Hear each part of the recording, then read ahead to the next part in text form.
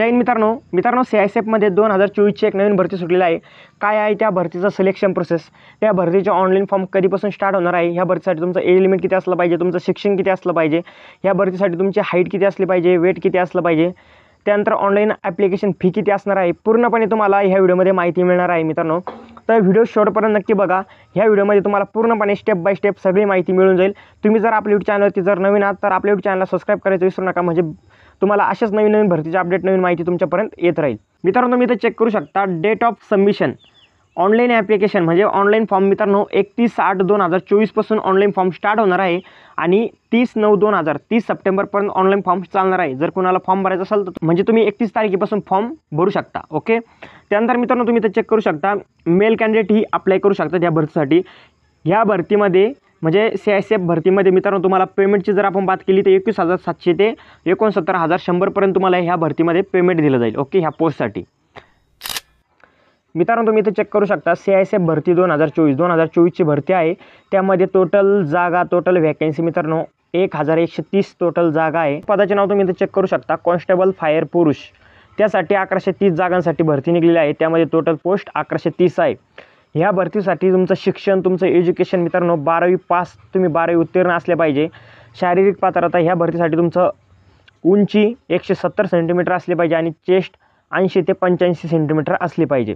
मित्रांनो ह्या भरतीसाठी तुमचं एज लिमिट 18 ते 23 या दरम्यान तुमचं एज असलं पाहिजे। SC ST कॅटेगरीसाठी 5 वर्ष सूट दिलेली आहे, OBC साठी 3 वर्षाची सूट दिलेली आहे। नोकरीचं ठिकाण जर आपण बघितलं तर नोकरीचं ठिकाण संपूर्ण भारत आहे, म्हणजे ऑल इंडियामधले कॅन्डिडेट ह्या भरतीसाठी अप्लाय करू शकतात। त्यानंतर मित्रांनो ॲप्लिकेशन फी जर आपण बघितली तर जनरल OBC कॅटेगरीसाठी 100 रुपये फी आहे। SC ST एक्स सर्व्हिसमॅनसाठी कोणतीही प्रकारची फी नाही आहे आणि ह्या भरतीसाठी फक्त मेल कॅन्डिडेटही अप्लाय करू शकतात। ऑनलाईन अर्ज करण्याची शेवटची तारीख तुम्ही इथं चेक करू शकता 30 सप्टेंबर 2024 आहे।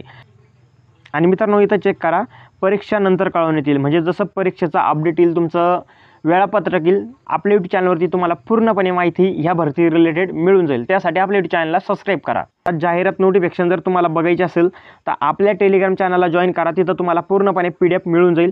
त्यानंतर online application form starting date तुम्ही ते चेक करू शकता 31 ऑगस्ट 2024, म्हणजे ऑगस्ट महिन्यामध्ये 31 तारखेला ऑनलाईन फॉर्म स्टार्ट होणार आहे।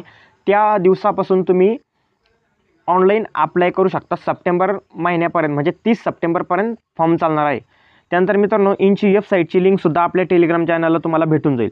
तर मित्रांनो ही पूर्णपणे मी तुम्हाला ह्या भरतीची माहिती सांगितली। आता आपण बघू ह्या भरतीसाठी मित्रांनो तुम्हाला एक्झाममध्ये कोणकोणते सब्जेक्ट असणार आहे, कोणकोणते विषय असणार आहे आणि किती मार्क्ससाठी असणार आहे हे पूर्णपणे माहिती बघू आपण। मित्रांनो तुम्ही इथे चेक करू शकता एक्झाम आपला जो CISFचा एक्झाम राहील त्यामध्ये कोणकोणते सब्जेक्ट असतात तिथे चेक करा। इथं तुम्ही चेक करू शकता मित्रांनो याच्यामध्ये तुम्हाला जनरल रिजनिंग म्हणजे तुम्हाला याच्यामध्ये कंपल्सरी रिजनिंग तर असणारच आहे, GK आहे, त्यानंतर मॅथ्स आहे आणि हिंदी इंग्लिश कंपल्सरी, म्हणजे एक तर तुम्ही हिंदी विषय चॉईस करू शकता किंवा एक तर इंग्लिश विषय चॉईस करू शकता।